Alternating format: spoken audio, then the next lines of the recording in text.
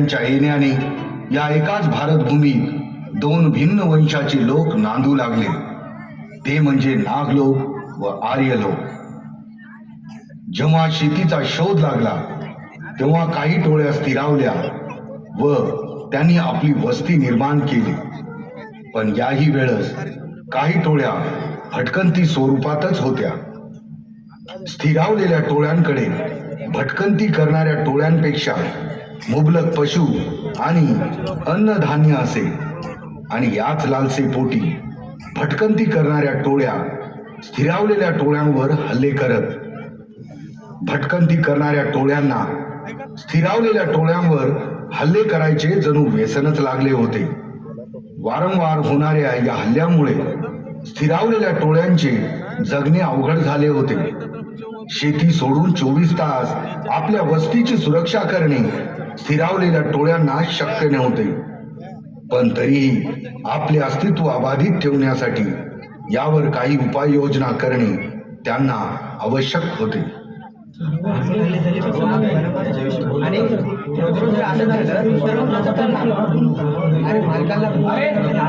प्रभू आले.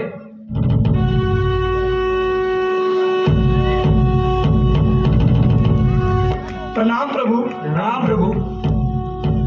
प्रभू, सर्व हल्ले रात्री होत आहेत, तेव्हा माझे असे म्हणणे आहे की आपण सर्वांनी रात्री जागरण करून हे हल्ले परतून लावावे. छे छे, हे कसं शक्य आहे? सर्वांनी रात्री जागरण केले तर मग दिवसा शेती कोण करणार आणि गुरांना कोण सांभाळणार? प्रभू, यावर माझ्याकडे एक उपाय आहे. आपल्यातील अर्धे लोक रात्री जागरण करून हे हल्ले परतून लावतील आणि बाकी अर्धे लोक दिवसा शेती करतील. चल समोर चाल रे, चल. तुला ऐकू येत नाही का रे? चल समोर. प्रणाम प्रभू. प्रभू, हे लोक संशयितरित्या आपल्या वस्तीत फिरताना सापडली आहेत. कोण आहात तुम्ही? श्रीमान, मी सिद्धनाग. ही माझी पत्नी नागनिका आणि हा माझा धाकटा भाऊ करण नाग. मग इथे कशासाठी आलात? चोरी करण्यासाठी? कृपया आम्हाला चोर समजू नये. आमची पण एक टोळी होती, पण काही वर्षापूर्वी दुसऱ्या बहुसंख्याक असलेल्या टोळीसोबत आमचे घनघोर युद्ध झाले आणि त्या युद्धात आमचे सारे पुरुष मारले गेले आणि जे वाचले ते टोळी सोडून निघून गेले. आमची गुरे, ढोरे, स्त्रिया सर्व काही लुटल्या गेलं. आम्ही फार उद्ध्वस्त झालो श्रीमान, आणि तेव्हापासून आम्ही इतर टोळीपासून आपला जीव वाचवत भटकत आहोत.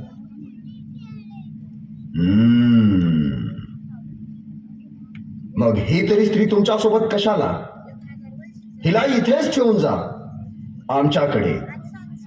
या बदल्यात आम्ही तुम्हाला मुबलक प्रमाणात अन्न, धान्य आणि पशु देऊ.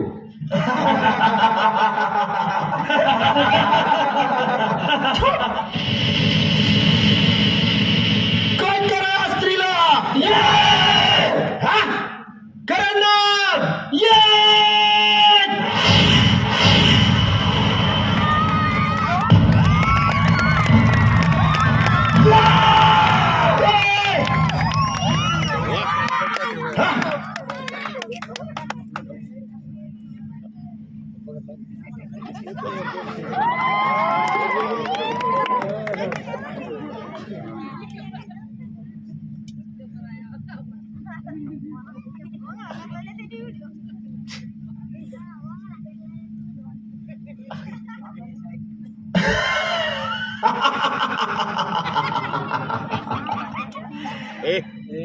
प्रजाजन हो. जी प्रभू. ज्या चिंतेने आपणास वेठीस धरले होते, ज्या चिंतेने आपली झोप उडाली होती, ज्या चिंतेने आपणास अन्नही गोड लागत नव्हते, त्या चिंतेचे निवारण आज मिळाले आहे. आता तुम्ही निश्चिंत आपल्या शेतीचे काम करू शकता आणि आपल्या स्त्रियांसोबत मौजही.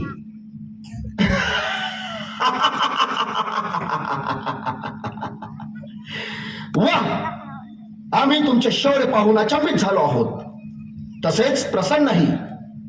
तेव्हा हे नागांनो, आज आम्ही तुमच्या सोबत जन्मोजन्मीचा एक करार करू इच्छितो. पण त्यासाठी तुम्हाला इथेच आमच्या सोबत याच वस्तीत राहावं लागेल. मंजूर असेल तर बोला. पण यात आमचा काय फायदा? मुबलक प्रमाणात वाटेल तेवढे जन्मोजन्म अन्न पाणी वस्त्र आणि निवारा मिळेल. पण या बदल्यात आम्हाला काय करावं लागेल? सुरक्षा, रक्षण, आमच्या वस्तीची सुरक्षा, आमच्या गुराढोरांचे रक्षण, आमच्या बायका मुलांची सुरक्षा, आणि तीही दिवस रात्र आपल्या जीवाची पर्वा न करता करावे लागेल. आम्हाला मान्य आहे, पण हा करार एका टोळीचा दुसऱ्या टोळीसोबत जसा होतो त्याच सन्मानाने होत असेल तर.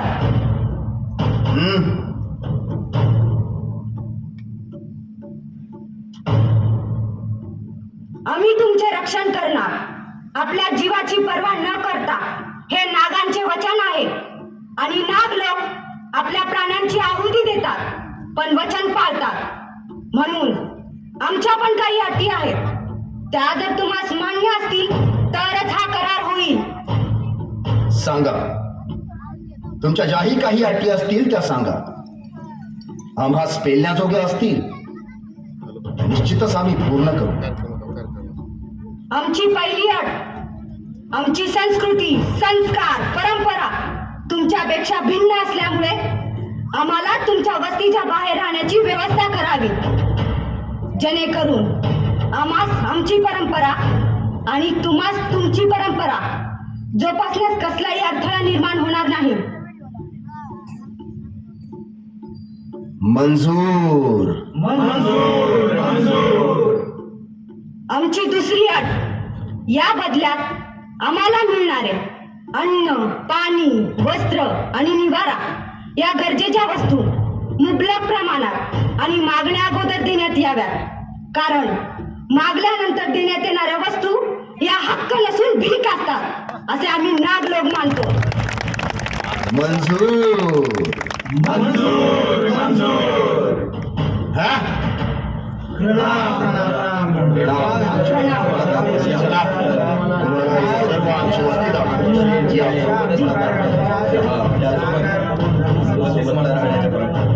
आणि अशाप्रमाणे कित्येक वर्षापूर्वी या देशात एक करार झाला. हळूहळू काळ बदलू लागला आणि पिढी दर पिढी विचार सुद्धा. नवीन विचाराप्रमाणे, नवीन गरजाप्रमाणे विविध कामांचे विभाजन करण्यात आले आणि यातूनच जन्माला आला वर्णवाद. वर्णवादाप्रमाणे 4 वर्ण करण्यात आले आणि त्या प्रत्येक वर्णाला आपापली कामे वाटून देण्यात आली.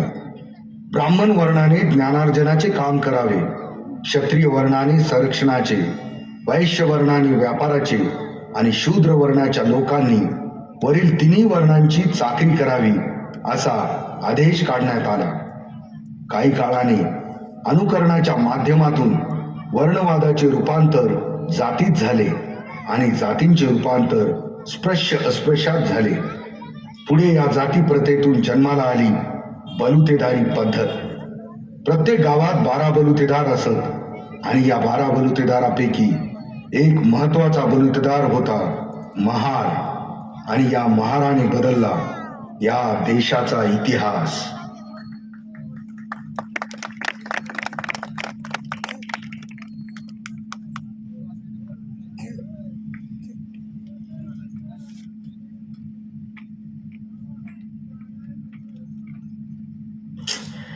च्या माईला इथं पोटात नुसती आग पडली या.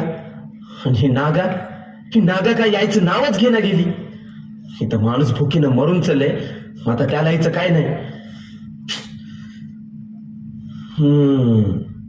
आता कळलं. येत असल गावातल्या हात नाही तितक्या बायासनी बोलत, जोहार मालकीन बाई, कशा हाव, बरे आहे नव. आणि इथं मी आयतं भुकीनं मरून चालला. कधी येते की कोणाला माहित. आव घ्या, कुटका खाऊन घ्या. आलीस माय, लय बेगीन आलीस बघ. एवढ्या वेगाने तरी काल आलीस? हा, यायच्याच की सांच्या पारी समजावून उतरल्यावर. म्हणतानी तवर जोग मी तोंड वाचून पडलो असतो उताना त्या परदेशी कुत्र्यावानी. आता अव थोडा दूर उशीर झालाय की, आता एवढी बिकळ सोसवा ना बर. आया पार 30 डोसक्यावर आलाय. बघ जरा तोंडवरी करून. आणि मला थोडा उशीर झाला. आया मग आतडी एका ते गुतून एकूण एकायला कडकड फोडून खाऊ लागले. बरं झालं माय तू बिगीन आलीस, नाहीतर तडा तड तुटून गेले असते बघ. बरं जी मालक, उद्यापासून का नाही बिगी नाही येत जाईल. घ्या आता खाऊन घ्या कुटका. नाही, घेऊन जा वापस जाय. का आता काय झालं? अहो थोड्या वेळा आधी तर आतडे तुटू लागले होते की. आता पोट भरले मग. आता ग माय पोट भरलं. सकाळपासून उपाशी असलेलं पोट आपण मग ते कसं भरते हो? जरा आम्हाला बी कळू द्या की. आता आम्हाला सांगायचं नाही म्हणजे काहीतरी गोड गुपित आहे म्हणा की. कोण्या मालकीनबाईनं पुरणाच्या पोळीचा घास तर भरवला नाही ना. हाय कोण्या मालकीनबाईच्या पुरणपोळीनं पोट भरलं नाही तर काही लोकांच्या टोचून बोलण्यानं भरले. अहो